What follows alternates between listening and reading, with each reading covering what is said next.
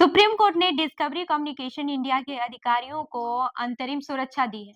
वजह है आसाराम बापू पर बनी documentary cult affair Asaram Bapu की रिलीज के बाद से उन्हें लगातार या धमकियां मिल रही हैं। इस फैसले के तहत 7 राज्यों की पुलिस को आदेश दिया गया है कि वे डिस्कवरी के अधिकारियों को और उनकी संपत्तियों की सुरक्षा करें।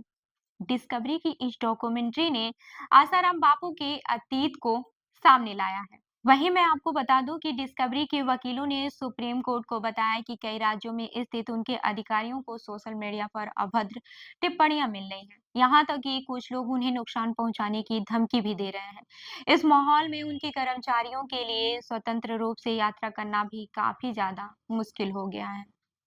वहीं मुख्य न्यायाधीश संजीव खन्ना, न्यायमूर्ति पीवी संजय कुमार और न्यायमूर्ति केवी विश्वनाथन की पीठ ने इस मामले की गंभीरता को समझते हुए यह आदेश दिया है कि 7 राज्यों कर्नाटक, महाराष्ट्र, पश्चिम बंगाल, दिल्ली, हरियाणा, तेलंगाना और तमिलनाडु कि जो यह पुलिस है ये सुनिश्चित करे कि डिस्कवरी कम्युनिकेशन इंडिया के किसी भी अधिकारी को कोई भी शारीरिक नुकसान न पहुंचे।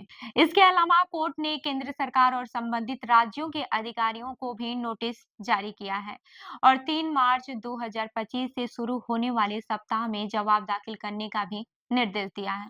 आपको मैं बता दूं कि documentary cult of fair Asaram Bapu OTT platform discovery plus पर रिलीज हुई।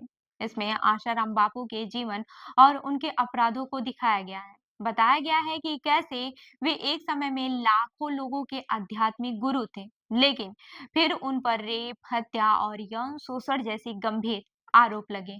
डॉक्यूमेंट्री के निर्माता बताते हैं कि इसमें शामिल सभी तथ्य कोर्ट के रिकॉर्ड, गवाहों की गवाही और कानूनी दस्तावेज पर आधारित है। यह कोई मनगढ़ंत कहानी नहीं है, बल्कि वास्तविक घटनाओं पर आधारित डॉक्यूमेंट्री है। डॉक्यूमेंट्री रिलीज के बाद 30 जनवरी को मुंबई में डिस्कवरी कम्युनिकेशन के ऑफिस के बाहर लोगों की भारी भीड़ जमा हो गई। प्रदर्शनकारियों ने हंगामा किया और नारेबाजी की। हालांकि पुलिस ने किसी तरह भीड़ को तितर बितर कर दिया, लेकिन इस मामले में अब तक किसी के खिलाफ कोई कार्रवाई नहीं की गई।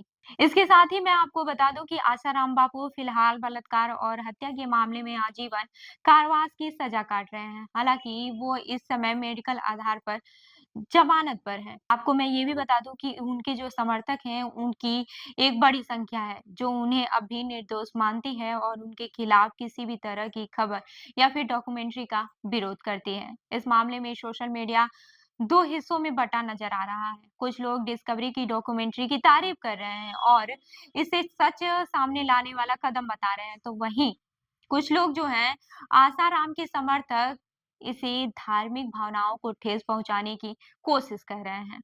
वहीं एक्स और फेसबुक जैसे प्लेटफॉर्म पर कई लोग सवाल उठा रहे हैं कि अगर ये डॉक्यूमेंट्री कोर्ट के रिकॉर्ड पर आधारित है, तो फिर इसे लेकर इतना हंगामा क्यों? वहीं दूसरी ओर कई लोग इसे साजिश बता रहे हैं और सरकार से इसके प्रसारण पर रोक लगाने की भी मांग कर रहे हैं।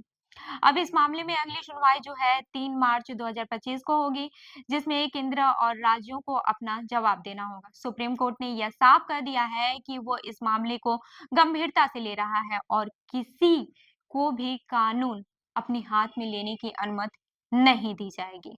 फिलहाल डिस्कवरी के अधिकारियों को सुरक्षा दी जा चुकी है, लेकिन ये मामला यहीं खत्म नहीं हुआ है। देखना होगा कि कोर्ट इस पर आगे क्या कदम उठाता है और डॉक्यूमेंट्री को लेकर बढ़ता विवाद कहां तक खत्म होगा। फिलहाल डिस्कवरी के अधिकारियों को सुरक्षा दी जा चुकी है, लेकिन ये मामला यहीं पर खत्म नहीं हुआ है। देखना अब यह होगा कि कोर्ट इस पर आगे क्या कदम उठाता है और डॉक्यूमेंट्री को लेकर ये जो बढ़ रहा है विवाद, वो कहाँ जाकर खत्म होगा।